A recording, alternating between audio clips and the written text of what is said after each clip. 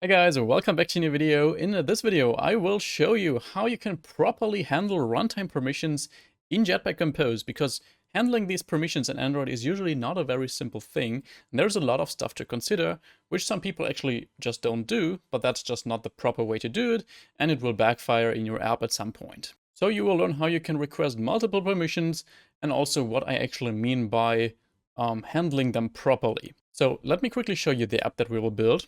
Not a really functional one, but it fulfills the purpose to show you how permissions work.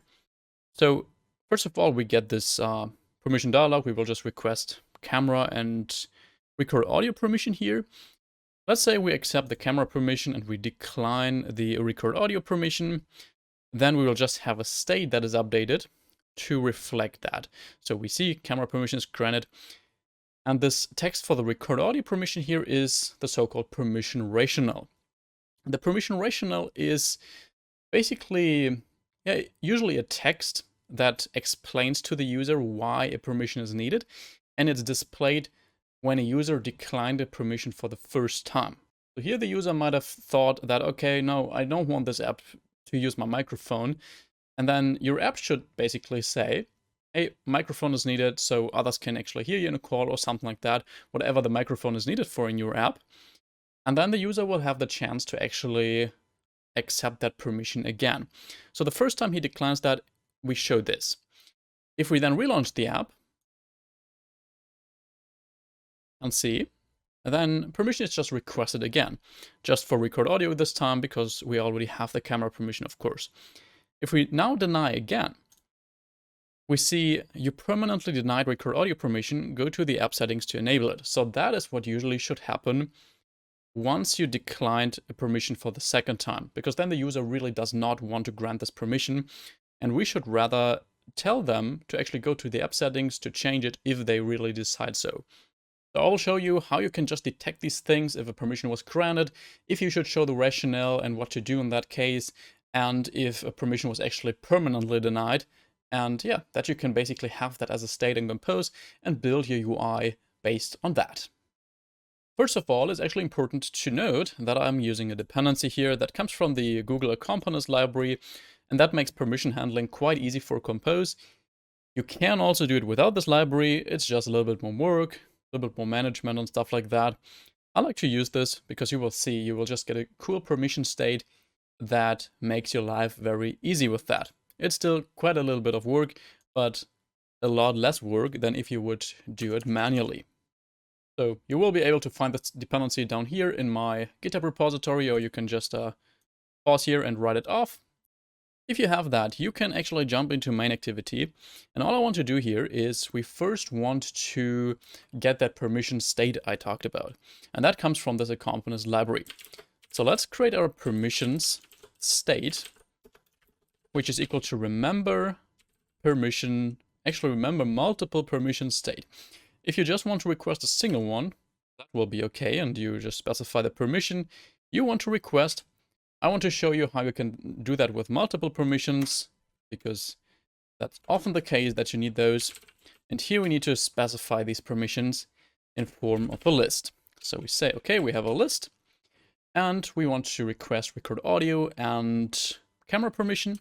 So we say manifest from the Android one here, dot permission, record audio, and for the camera.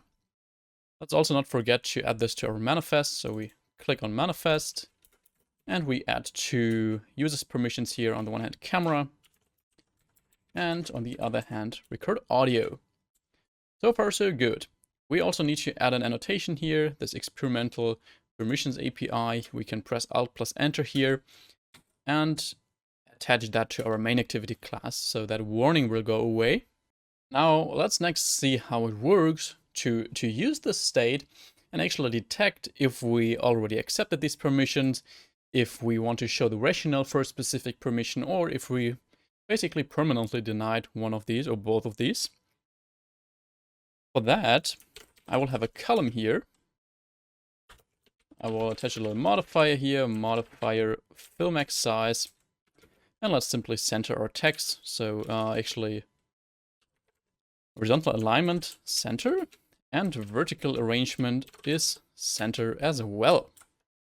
And in that, we want to have our two texts that basically say, okay, camera permission accepted maybe. And we have the same for record audio permission accepted. And of course, we don't just want to show these texts like that in here, because that would always show them. We only want to show them when we actually also granted the corresponding permission. So let's see how that now works with our permission state. We will first of all use that permission state. And you can see we get quite some information here that's interesting for us.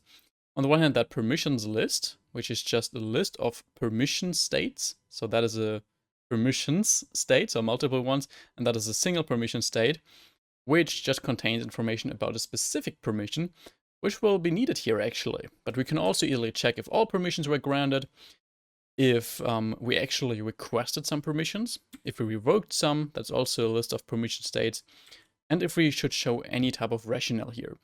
But what we'll use is, we'll use this permissions list, because we want to explicitly check if we actually accepted camera permission and if we accepted record audio permission.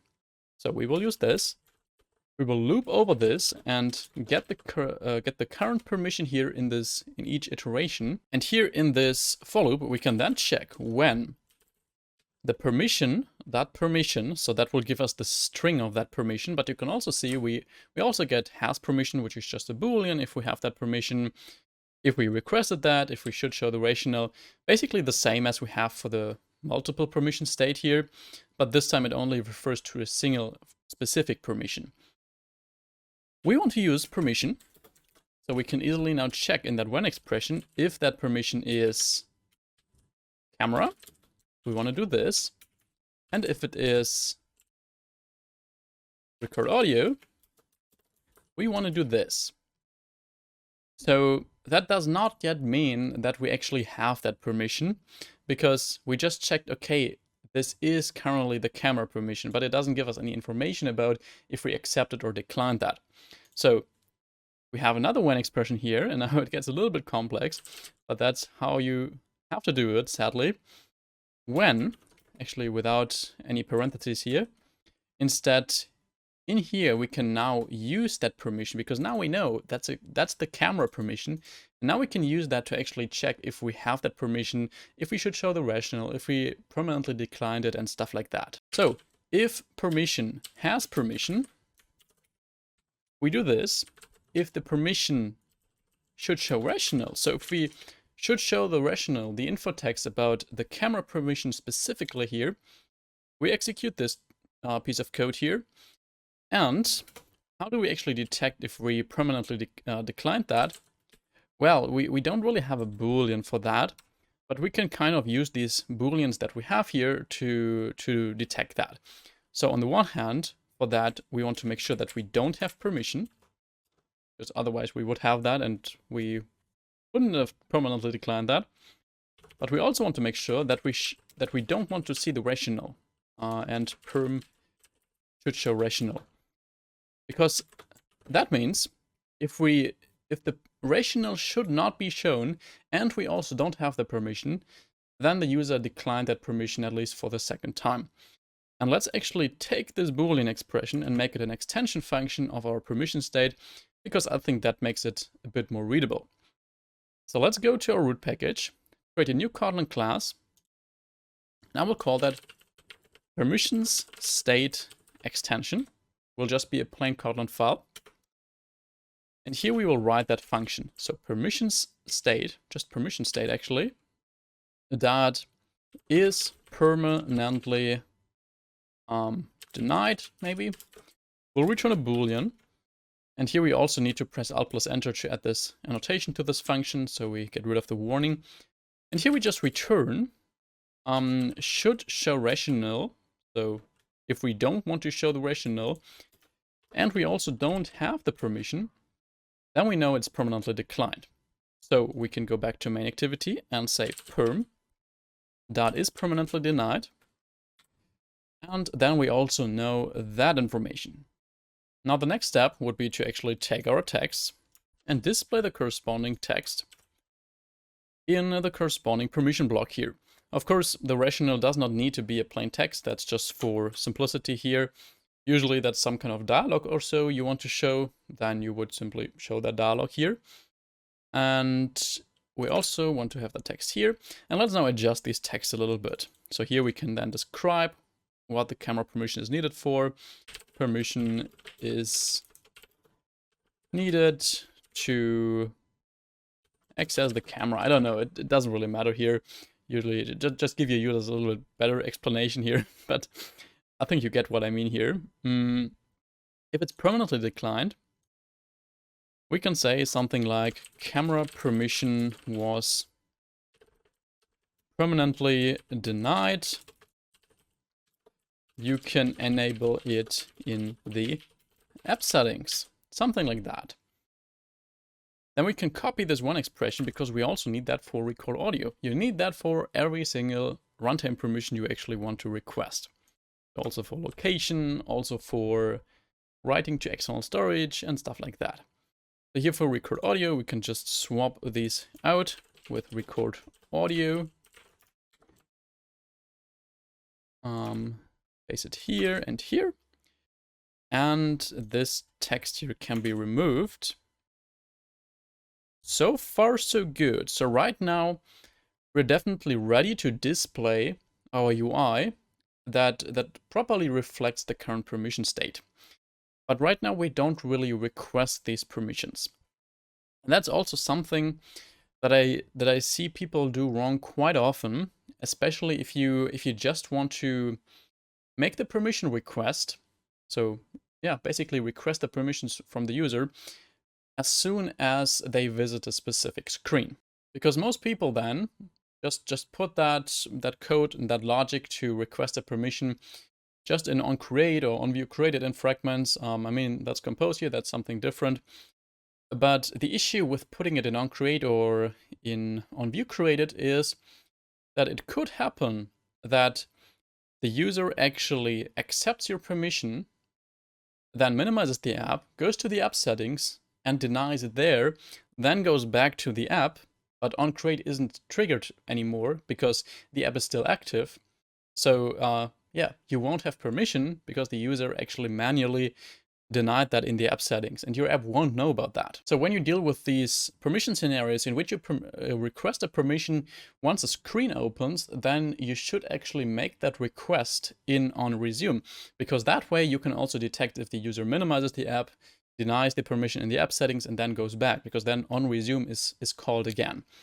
If you, however, request the permissions on a button click or so a user-initiated action, then that's not a problem, because yeah, you can just check on button click if the permission is given or not, and if not, then yeah, you just request it again or you display corresponding message to the user. But I want to show you that way to automatically request that permission when visiting a specific screen, because you need to consider a little bit of stuff in regards to that in Jetpack Compose, and that is actually dealing with lifecycle events. Because in Compose we don't have, I mean, we have an activity and that has onResume and stuff like that, but yeah, this code might be somewhere deep down in a composable hierarchy and not in our activity like we have it in this simple scenario here.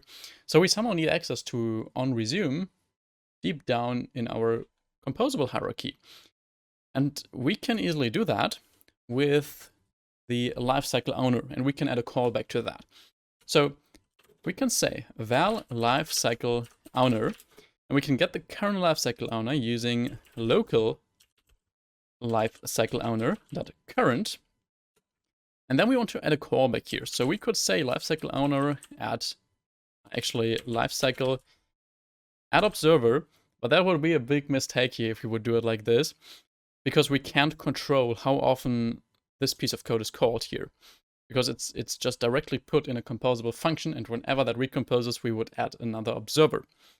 For things like these, we have the so-called disposable effect handler, which is this one here, in which we can basically register a callback that is cleaned up after use.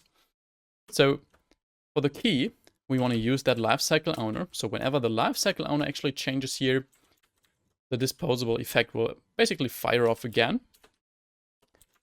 And here in the effect, we then put the logic for adding and removing that observer. So we can say val observer is equal to a so-called life cycle event observer. We can open a block of code here. The first parameter isn't needed, but the second one is, and that is the event. So with that event, we can now check if the life cycle is in a specific stage. So if the event is actually just life cycle dot event dot on resume, because that is the event we're interested in. If the life cycle is in that on resume state, what do we want to do? Well, we want to request our permissions. So we use our permission state and we say launch multiple permissions requests. And that is how we will actually show that permission dialog to accept or decline these permissions. Now we still get a big error here because we didn't finish the setup of this disposable effect scope here.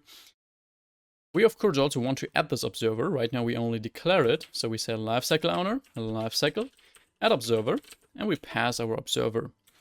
And then we need to finish off every of these disposable effect handlers with an on dispose function. So when these observers should actually be cleaned up, this dispose function will be called.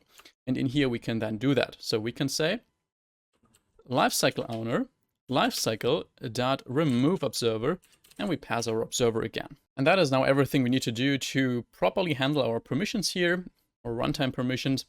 Of course, that's not needed for all permissions, only for the dangerous ones, Android calls it, I think. So let's have a little recap. So we first of all declare this permission state by using remember multiple permission state. We declare our permissions we want to request. Then we simply loop over all of these permissions here in that state, and we simply check, okay, what is the current permission? If we're dealing with a camera permission, we simply check, okay, do we have camera permission? If yes, we display this text. If we should show the rationale, the info text, we display this text. As I said, usually you don't just display a plain text here, instead a dialog or so. And if we permanently denied that permission, we also properly show that to the user. And yeah, just the same stuff for the record audio permission. And to actually initiate that permission request, we basically intercept this on resume callback here from our lifecycle. We use this disposable effect handler to make sure that the observer here is properly cleaned up when this composable here leaves the composition or when this key changes. And yeah, here you can see we just remove the observer. Let's actually now launch this and see if this works, but it should.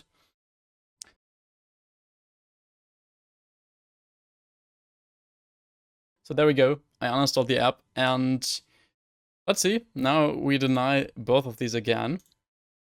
And you can now see it's missed a space here, but doesn't matter. You can see both of these rationales show up because we declined the permissions for the first time. If we now relaunch the app, then it will basically request permission again.